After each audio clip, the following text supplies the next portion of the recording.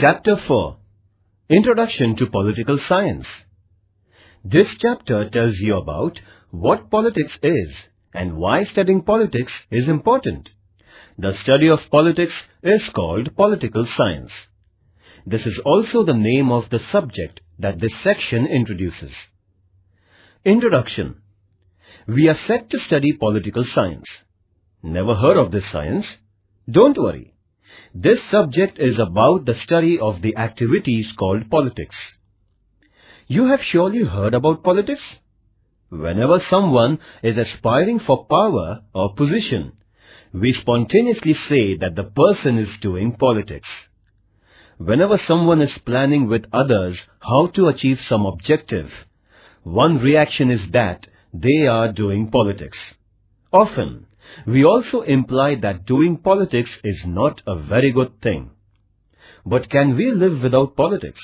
And is politics really a bad thing? I know. When I wanted to be class secretary, some girls in my class said that I was into politics. Do you know, my sister always makes secret plans with my mother. Father says they are doing politics. But I think politics is a big thing and happens out in the society and not inside homes. As we shall see below, politics is a necessary activity. Therefore, a systematic study of that activity is useful. What actually is politics about?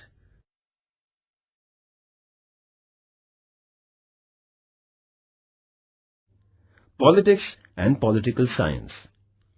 Do you think that as members of society, we all should know about the way politics happens around us? This subject called political science will help you understand this. What is science? You have heard about science. Science means systematic study. So, physics is a systematic study of the physical materials, and geography is a systematic study of nature and environment, land mass and rivers, and so on. Every area or branch of systematic inquiry is described as a science. If we need to study matter and environment and trees and even human body, should we not need to study the society we live in? Study of matter and environment, living beings, etc. is called study of physical sciences and life sciences. Similarly, study of society is called social sciences. Political science is one such social science. It is about society, but it is about one particular dimension of social life, namely politics. What is so odd about it? In my group, every girl has a different opinion about every film. Yet we are friends and we keep telling each other why a particular film is good or bad. Human beings always live in society. No humans ever like to live alone. When many human beings live together, they do not live as a herd or as a crowd. They live together with a purpose to make their lives better. This purpose sets them apart from other animals that may live in herds. Human beings live in a society. Collective well-being is the purpose of any society. Once a society comes into being, questions emerge about what is in the interest of all members, as we saw in the example of the small town above. Questions also arise about who should decide what everyone's interest is. And questions arise about who should run affairs common to the group. In other words, politics begin. What is science? What is social science? Activity. Consider this question for a moment. Can there be a society without politics? Discuss this with your friends. Write down your arguments that come up in the discussion. A. What do we study in political science? Realizing that politics is a part of society, thinkers in ancient societies devoted time and energy to study politics and society systematically. Of course, our society today is so much different from ancient societies. But ideals and ideas about good society propounded by ancient thinkers have always remained attractive. Study of politics always focuses on this question about what ideals are more fruitful for the entire society. Another challenge before every society is to run its affairs smoothly. This requires a government and some basic rules about how to manage our collective affairs. Political science has given attention to this question of forming government and running it. Countries in the world engage in relations with each other. These relations lead sometimes to wars, but often to trade and give and take. Studying political science includes the study of world politics too. Above all, power is central to all politics. So, the study of political science is related to the question about why people want power and what they do for getting power. In other words, power and competition are at the heart of the study of politics. Which are the subject matters of political science?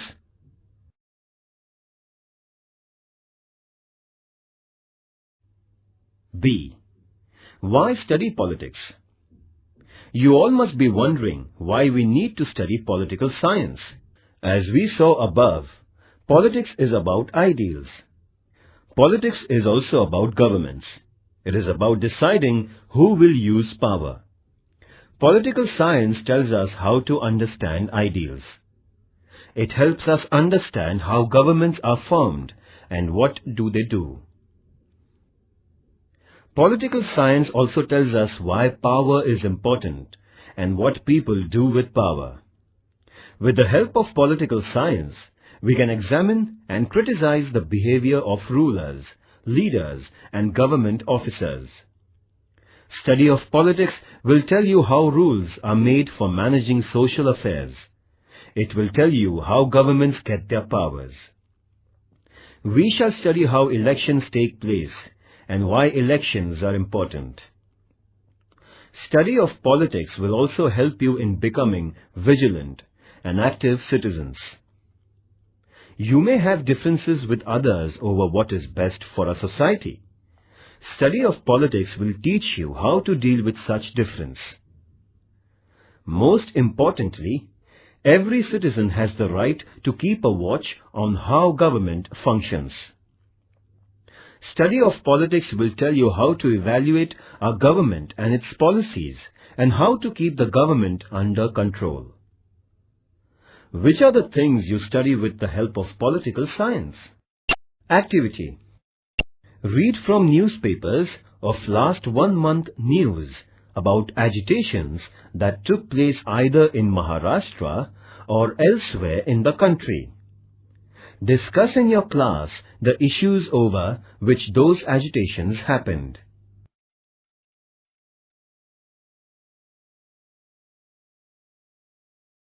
Let us look at some examples of politics. Do you know that every village has a Gram Panchayat? And every town has a municipal council? The Gram Panchayat and the municipal council looks after the maintenance of roads and lights in the locality. Government of India has decided to spend a lot of money on making provisions for schools because everyone must get education. The government wants to take over land from the farmers for some big project. The farmers are opposed to this move. They organize and start an agitation against the policy of the government. When elections are taking place for the Gram Panchayat or the Lok Sabha, candidates and their parties contact the people asking for their votes. This is known as the election campaign. Activity. Find out from each of these examples why they are called politics. Make a list of those who are most likely to be involved in doing things mentioned in these examples. List out the actors involved in these examples. Write down which of the following activities these examples of politics involve. First, deciding policies. Second, running routine government. Third, competing for power. Fourth, expressing differences over a decision of the government. Fifth, setting up a goal or ideal. Activity. Do you know the names of any political parties? Which of these parties actually exist in your village or city?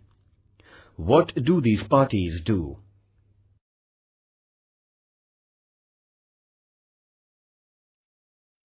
Politics as differences. Think of a small town. This town is divided into 3 groups, and outsiders may easily say that there is a lot of groupism in the town.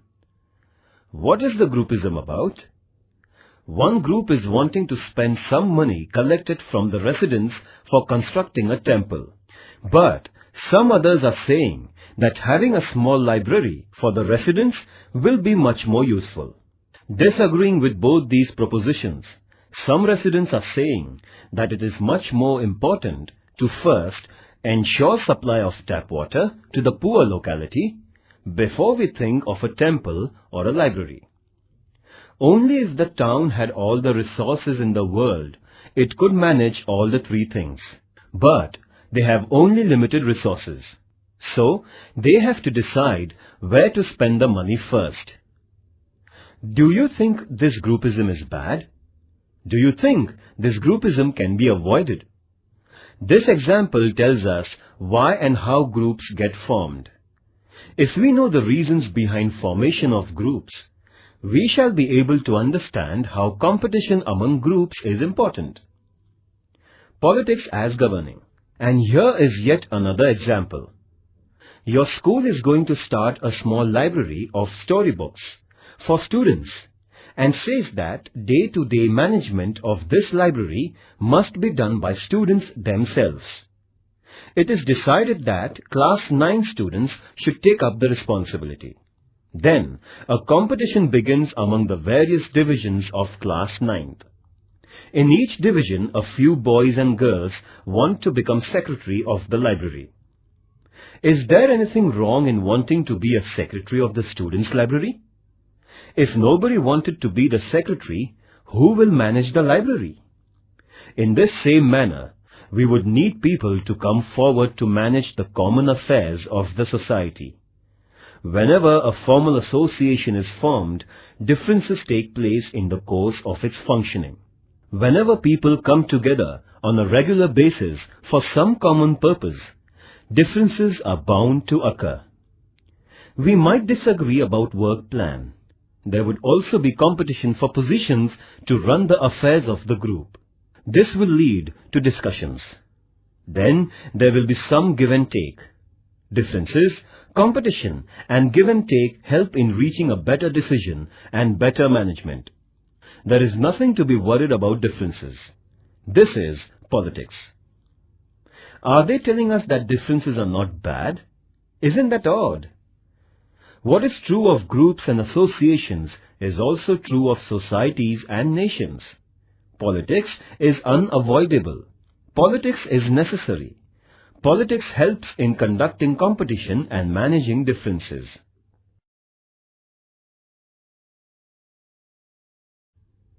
Aristotle.